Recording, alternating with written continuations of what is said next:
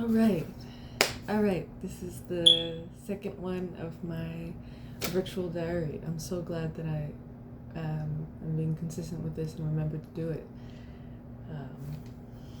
Yes, yes. So this week is the week of March 22nd to March 28th. Oh man, there's so much. There's so much transformation. Wrote down a few things. Let's see, March 23rd, March 22nd. So, yes, this is my virtual diary and just keeping track of what's been going on in my life. Sharing my thoughts, sharing what's going on with my world, and also what things I'm working on, things that are in my mind, and just how to be present with it, my thoughts and opinions on things. So it's just an active space for me to explore myself. So if you're tuning in, thank you for watching. I appreciate it. I really appreciate it, because it's just been something I've been meaning to do for a while. So, some things to think about. So, this past week, we've been watching Avatar, The Last Airbender, and this show is awesome. I feel like it's really activating because you have this story about this young man who is really just a kid at heart, and is meant to bring together all of these elements, right? Water, fire, earth, and air. And I feel like the story is very metaphorical for just being able to come back to yourself and know what it is your power is. The avatar is coming before him as your ancestors. The ancestors are always with us. We're made of all of the elements. And in the movie, there are people who are specific to particular bendings, right? Water or earth or fire or air. And if we can see the avatar in our own selves, which sometimes I get goosebumps when I watch the show because I identify with his journey, just understanding that you have this immense power within yourself, and you have things that you can apply it to. He has to defeat the Fire Lord, which is amazing because he, instead of killing the Fire Lord, he takes away his powers. I think that's really powerful because it ends the cycle, right? It ends the cycle of war.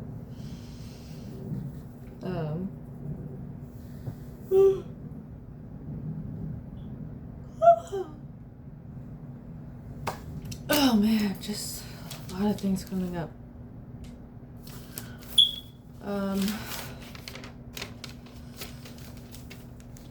Something is changing. Something is changing inside of myself. I wrote this. Something is changing. I'm surrendering to it. I read in Osho's book, sometimes you do not change. We surrender to the flow of it. Change is a part of life. And I feel that. This cycle is really showing where there is a shift and a change happening. There's old patterns and habits that I see myself really outgrowing. I really was in a position of looking at the survival mode habits that I had picked up and are adopted, or that in childhood or just recently over time in my journey of being houseless or navigating abuse. I get to see what things that were difficult for me to really move in my own power with, because I had created this facade and within myself about what kind of things that I actually did to myself or the people around me, right? I just enrolled in this amazing program called Safe to Expand. Shout out to Indigo Ira. And it's a space dedicated for women to expand themselves. It has accountability partners baked into it. It's dedicated to execution. But her intention is to really cultivate a space for women to execute on the things they want to execute on. Oh, it's a baby.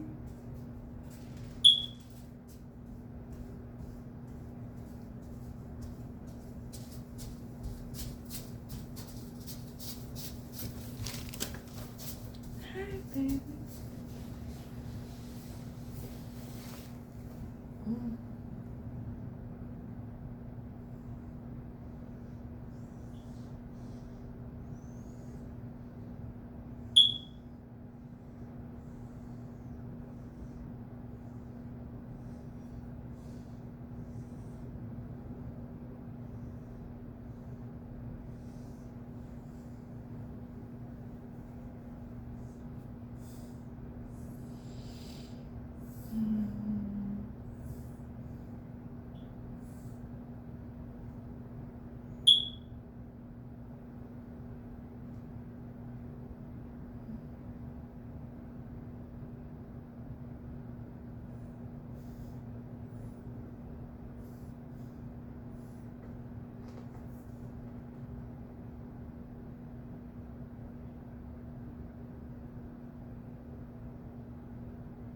Mm.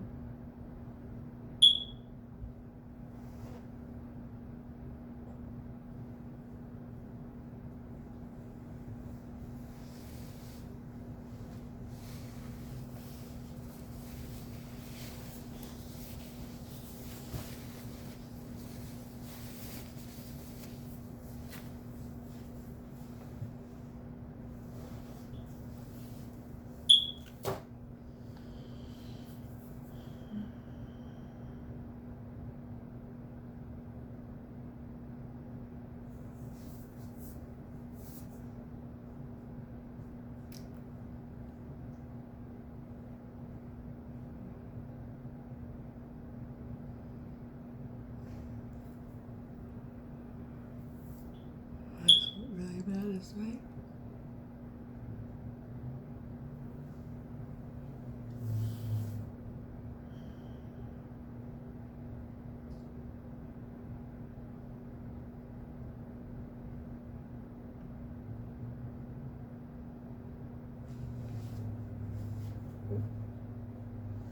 Ooh. Mm. Mm. We're gonna go outside, baby. We're gonna go outside.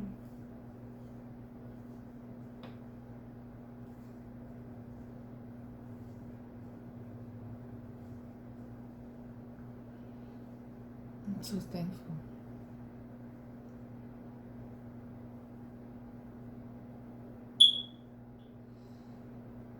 I'll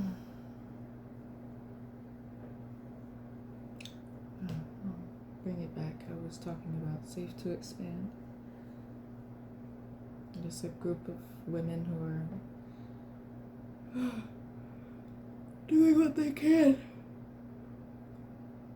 to accelerate their goals. And I'm really at a point where I feel like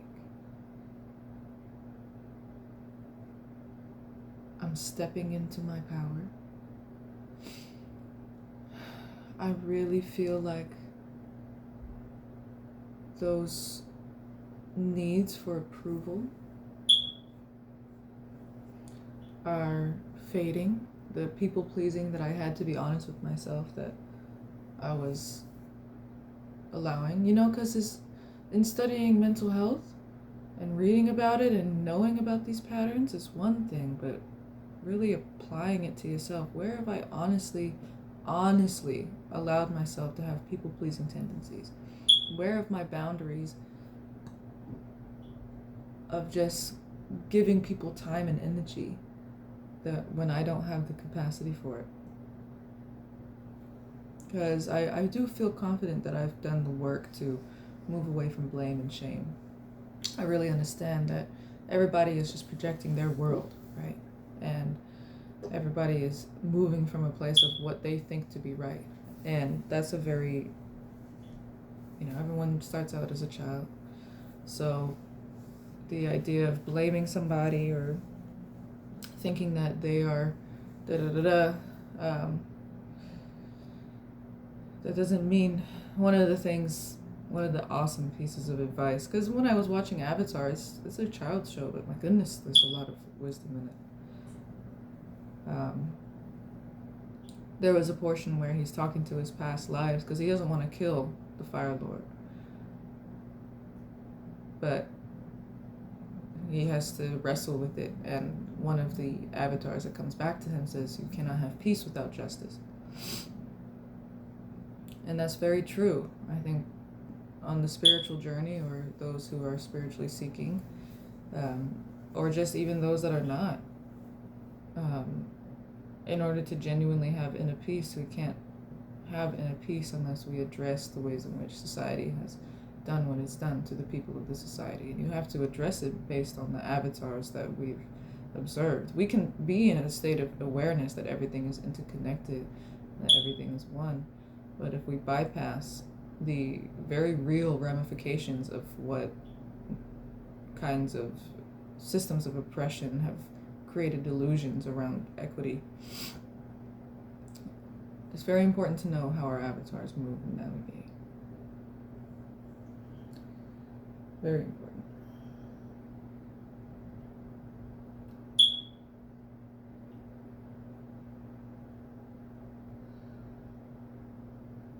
I didn't do my grounding rituals this morning. I woke up and I spent some time. In the corner of the house, there's a poster of a woman sitting on a beach, and it's a drawing or an art piece, and there's an ancestor. Her name is Tari, who is the mother to one of their siblings. I was spending some time with her, just laying down, letting her voice talk to me. And I feel like being able to speak about what's really going on in my heart, in my mind, this is really a challenge. So first of all, was like, yeah, I got it. But I mean, I guess I didn't do my rising rituals, but this is not for performance. This is not for other people. This is for me. This is for me just sharing myself, and for now, intentionally unedited, because there's so much in this world that's like cut perfect, and I just don't have the capacity to do that right now. I don't have the capacity to edit videos. I just am doing it. Let's see what else happened this week. Safe to Expand is really awesome. It's a very intentional space. It's very, very intentional. And she's Indigo. Shout out to Indigo, because I saw it and I saw that there were scholarship opportunities, and I have been developing some more of my asynchronous work, my income coming in.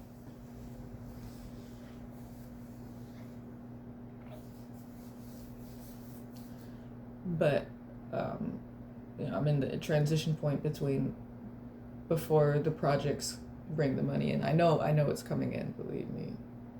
I know that, but I'm in that in-between space watching it come in. So, and I let Indigo know about my situation, and she was like, I've been there, I got you. And she let me do a payment plan.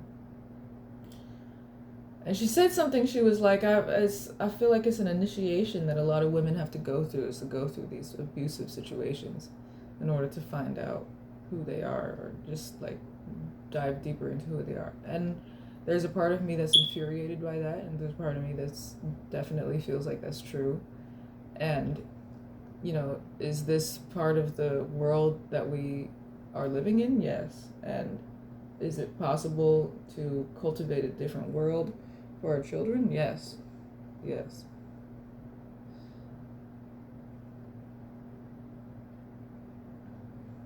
Yes.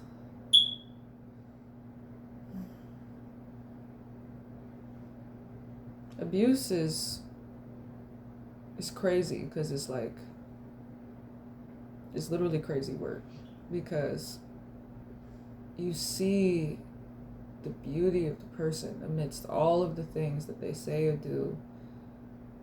You see the beauty of the person and you see that.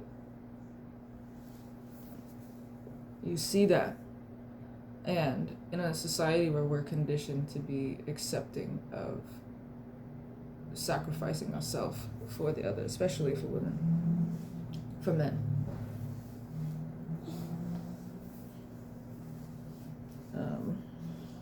Which is a survival mechanism, of course.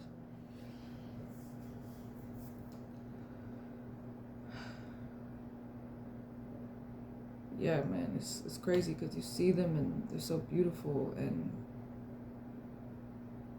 we get taught this fantasy of like, if we're the one that sticks by them, they'll do better.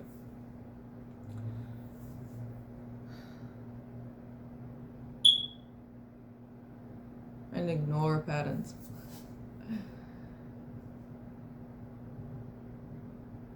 But what it does when you experience it, when you experience abuse, if you make the choice to leave, and I think of all the women and men who don't get a chance to leave.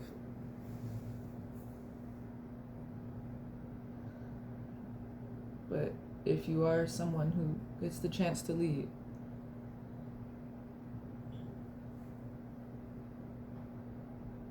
if you keep the right perspective, well, it's not just right, but if you keep the perspective of like, damn, look at how resilient I am. Damn, look at how amazing I am that I was able to maintain that sense of love no matter what.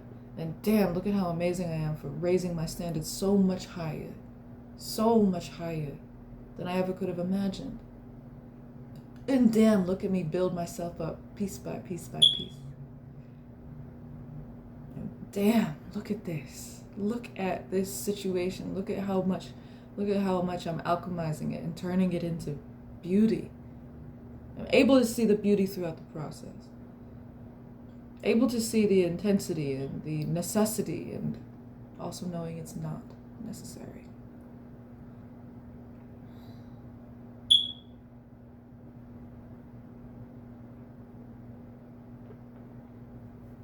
I'm just thankful.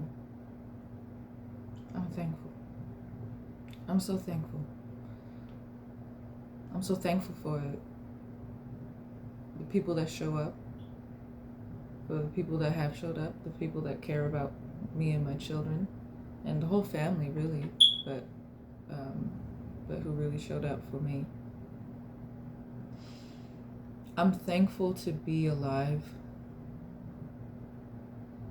and I'm thankful to be able to be grateful, because that in and of itself is a whole way of thinking that gets cultivated.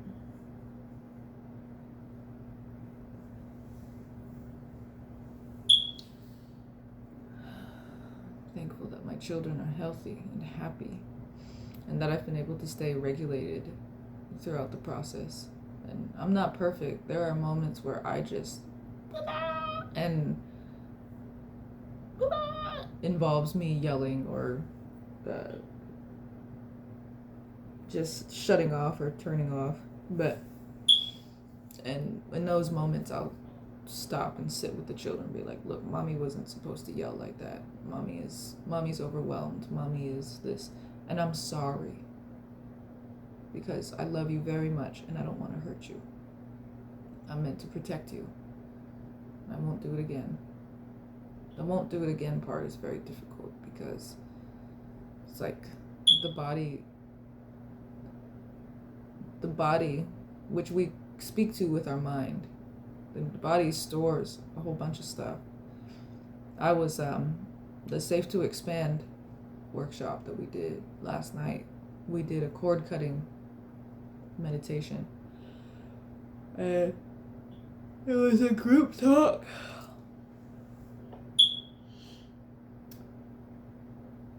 And I felt, you know, she spoke on visualizing these red cords attached to you, right? And even as I'm speaking them, I'm kind of seeing like they're not attached to me. I can see that I'm very clearly not attached to them, which is awesome. And we cut them with big golden scissors, and imagining that these red cords are things like fear or people pleasing or victim mentality, those are things that are big for me. And we did that cord cutting. We broke out into our breakout rooms and spoke with some people we're going to be accountable with. And after that, my body was so sore. It's like I got the flu. But I know that's because when we jump into different states, our body is literally letting it go. And it's like I could feel every beating that I got. I could feel it in my bones. I could feel it. And I remember breathing through it, and I was like, okay.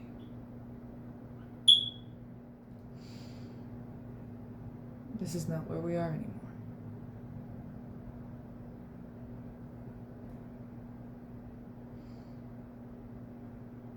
And we can think about, you know, I feel like I spend a lot of time making sure that I'm focusing on my desired state, where I'm at. I'm focusing on the stable outcome for me and my children. I feel like I do an excellent job of that, actually. You know, I feel very resourced. So just being more honest about the times where I'm navigating through it. I think I'm classified as one of those strong friends, because I'm always like, yeah, I'm good, which I am good. I'm grateful for the people who still reach out, though. Yeah. I guess this was it. This was I think I've spoken for a good amount of time, and like I said, I'm not attached to what this is. I just am being me in front of a camera. And I didn't do any of my rising rituals. I just kind of woke up and went straight into this because I remembered. I almost forgot. But I did not. Yes.